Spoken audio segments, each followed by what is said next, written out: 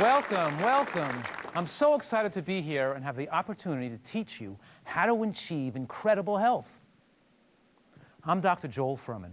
I'm a board-certified family physician, nutritional researcher, and my life's work is nutritional science. And I have a promise that you can lose weight as fast or faster than gastric bypass surgery.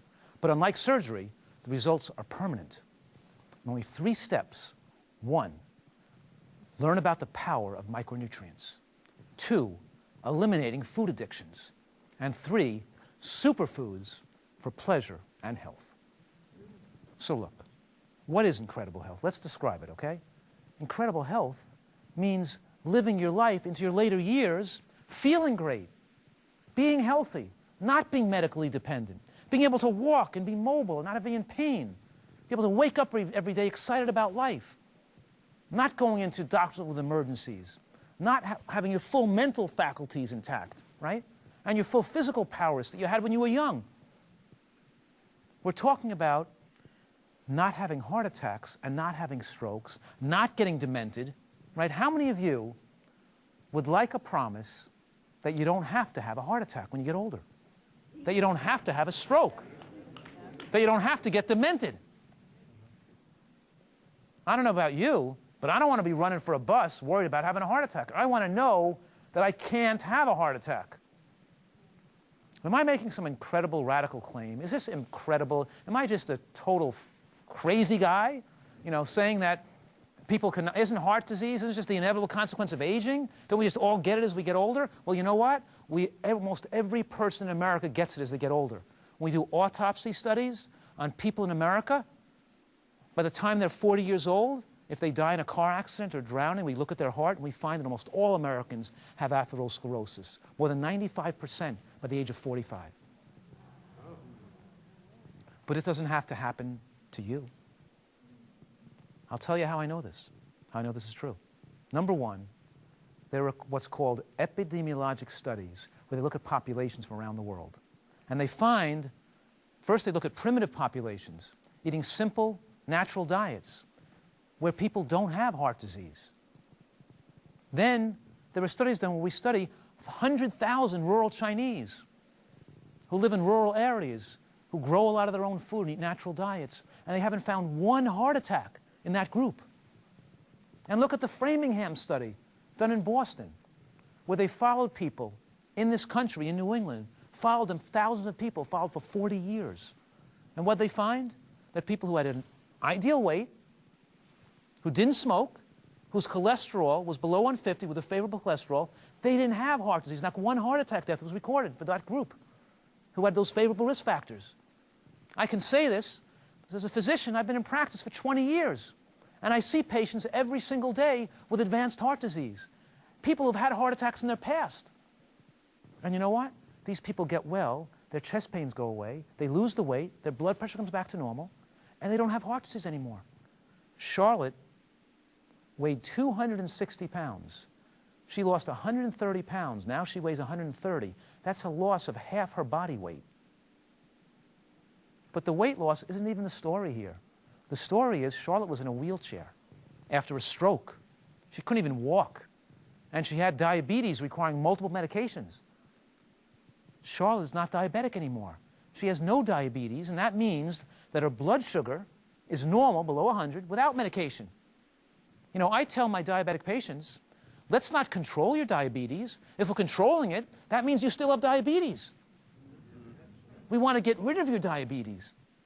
Who wants to stick themselves with needles and take drugs the rest of their life? And most of these diabetic medications cause weight gain and make you become more diabetic the more you take the medication. How many of you want to be around when you're older and in great health, so you can run around with your children and grandchildren, so you can enjoy your life in your golden years, right? Isn't that something you want? Yeah. Don't you want incredible health? Yeah. The problem in America is 27% of Americans die of heart disease. About 23% die of cancer. 6% die of strokes. It doesn't have to happen. Advancements in nutritional science enable a solution, and we can put this science right in your kitchen so you can do it. Let me explain to you some of the science here and how this works. All right, a little bit about nutrients, because there are two types of nutrients. There's macronutrients and micronutrients. Now, macro means big, and macronutrients are those big nutrients, the ones that contain calories, fat, carbohydrate, and protein. You guys have heard of that, right? Yeah. Fat, carbohydrate, and protein. Those are the things Americans eat too much of, too many calories. But what we don't eat enough of is the micronutrients. The micronutrients do not contain calories. Those are things like vitamins, like minerals, phytochemicals, things that don't contain calories the body needs for good health. In 1930, scientists discovered about 14 vitamins and 16 minerals. And people said, wow, this is great. We got health in a bottle here. We can add thiamine and riboflavin into Cocoa Puffs and vitamin C into Kool-Aid. We could take these things and we could win the war on cancer and stop people from dying so much. By 1935, the vitamin industry was already a billion-dollar industry. But the most fascinating thing happened in the history of nutritional science, because between 1935 and 2005, during that 70-year stretch, cancer rates went up every single year for 70 years in a row. Incredible.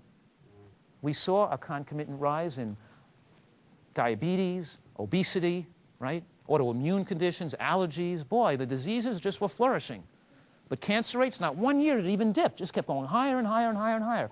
And you know, it wasn't until about 20 years ago where scientists first recognized that vitamins and minerals were not the major micronutrient load that's in food. In other words, vitamins and minerals are a smaller percent of the total of micronutrients that are in food. The major source of micronutrients are called phytochemicals. And there are hundreds, maybe even thousands of them. And they haven't all been discovered yet. So what I'm saying here is that every strawberry has about 700 nutrients in it, not just 31. Every piece of broccoli has about 1,000 different nutrients in it. And the body needs them. They're not optional. The American diet today has 62% of calories from processed foods. 62% from processed foods. Those are foods like pasta, bread, salad oil, mayonnaise, donuts, cookies, crackers, rice cakes, breakfast bars, chips, pretzels, soft drinks. Look, we're eating foods that just give us calories. They just give us macronutrients without any micronutrient load. When we take in macronutrients with no micronutrient load, the body builds up free radicals. Those are toxic. They cause inflammation in the body. And we utilize our reserve of micronutrients to try to process those empty calories. And then more than 25% of the American diet are animal products. Animal products like meat and chicken and dairy products, they don't have antioxidants and phytochemicals in them either. Only 10% of what Americans consume are produce like fruits and vegetables. Half of that is white potato products, counted in the 10%. That means that French fries, potato chips, mashed potatoes, all that, and you know, that's half of what Americans are consuming, counting as vegetables. And white potatoes don't have much micronutrient density. They're one of the lowest nutrient-containing vegetables. We're just eating a diet that's not designed for the human species. I'm saying here that a piece of chicken is just like a piece of white bread. Or a piece of chicken is just like some pasta. Why am I saying a piece of bread and a piece of chicken are the same thing? No micronutrients. There's no significant micronutrient load. Because that's what I'm saying. I'm saying a pre-processed food, like a soft drink or a piece of white bread, right, doesn't have antioxidants like vitamin E and vitamin C and vitamin K and folate and the bioflavonoids and the lignins and all those phytochemicals that fight cancer. They're not in the processed foods. They've been processed out, right? And animal products is not a source of phytochemicals and antioxidants. It's a source of some vitamins and minerals and proteins and fats, but it doesn't give us those cancer-fighting nutrients that we're just not consuming. Both the animal product and the processed foods don't have a significant micronutrient load, so where are we getting it from, right? And I'm also saying the micronutrient deficits leads to increased body weight. It drives your appetite up, increases your hunger. It means more diabetes, more heart disease, and more cancer. The extra fat on your body drives diseases like cancer and heart disease. You want to live disease-free? You want to live longer? You want to sleep better? You want to be happier? You want to have more energy? You want to enjoy your life more? You want to maintain your fitness? You want to stop this idea of looking for a diet, right? you have to understand the secret power of micronutrients and how micronutrients take away your hunger, your desire to overeat, and they help the fat melt off your body. Consider this equation, H equals N over C, my health equation, right? Nutritional scientists all over the world are using H equals N over C, where H, health, means your healthy life expectancy. Not just how long you're going to live, but the quality of your life in your later years. And that's predicted now by N over C, N divided by C, the micronutrient per calorie density of your diet. That means how long you're going to live and the quality of your life in your later years is proportional to how many foods you can consume that have a high micronutrient load. You want them to have high micronutrients per calorie. And the more foods you consume that have lots of micronutrients per calorie, the more it suppresses your appetite, lessens your hunger, and makes you feel great. Let's look at this nutrient density line. Because what I did is I added up the vitamins and minerals, the phytochemicals, those powerful anti-cancer substances that we find in foods like mushrooms and onions and berries. Well, I added up those nutrients and put it together and had some negatives of things that are bad for you and added some negative factors so I could score food on a nutrient density line. And you could see by looking at my nutrient density line what foods have the highest level of micronutrients, so you know what foods I want you to eat more of. I want you to try to eat a lot of those foods, okay? So I'm saying here that when it comes to green vegetables don't have twice as much nutrients as, let's say, a piece of bread or a piece of chicken. They don't have 10 times as much. They have 100 times more micronutrients than those foods do. 100 times as much. You getting this? You got to get this because your life depends on it. Your life depends on understanding this information. You know why? You graduate from elementary school, junior high school, college, professional school, even medical school. And the most important thing you could have learned to control your health destiny, you don't even learn anything about, right? Let's look at mushrooms for a minute. Mushrooms they're a superfood. They contain something called angiogenesis inhibitors. Ever hear of that before? No. The word angiogenesis means the growth of blood vessels. So an angiogenesis inhibitor, it means it restricts the growth of blood vessels. Okay? Now, this seems counterintuitive. Why would we want to stop blood vessels from growing? But we want to stop them from growing abnormally. Because what happens is when we eat a lot of sugar, when we put fat on our body, it pumps up insulin, and insulin promotes the growth of blood vessels. And you know, fat on the body is like a tumor, and it secretes hormones and it causes inflammation. It's bad to have fat on your body. And the fat on the body signals blood vessels to grow into it, so it can be fueled, so it can get oxygen and nutrients and nourishment to keep it growing and to keep it surviving. When you eat foods like mushrooms and onions, they have angiogenesis inhibitors that inhibit the growth of the blood vessels into the fat to stop the fat from growing and to cause the fat to shrink and atrophy. Over here we have a guy, Jim. Jim is eating 2,000 calories a day. And Jim's not overweight. He's great weight. But Bob, on the other hand, who also eats 2,000 calories, is overweight. They're both eating 2,000 calories. Why is one good weight and one not a good weight? The reason is it's not all calories in, calories out. The secret here is that you have to eat these nutritional factors that prevent fat from building up. And when fat builds up outside of your abdominal wall, you could pinch it, right? You could pinch the fat and press it together.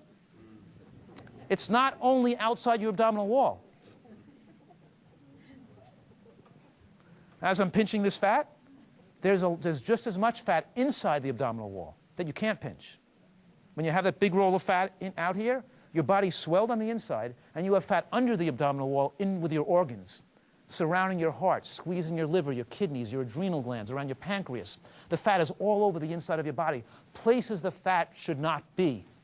Outside fat means inside fat, and that's what increases the risk of diabetes, of heart disease, of cancer. Sure, you want to get rid of, so you want your whole body to shrink down, right? When you do that, and when you do it while utilizing the power of micronutrients, you've got a better memory. You don't lose your memory with aging. You don't get joint pain. You don't have arthritis, headaches, allergies, asthma, skin rashes, depression. You don't have to have those things because a lot of those diseases occur because of micronutrient deficits and poor nutrition.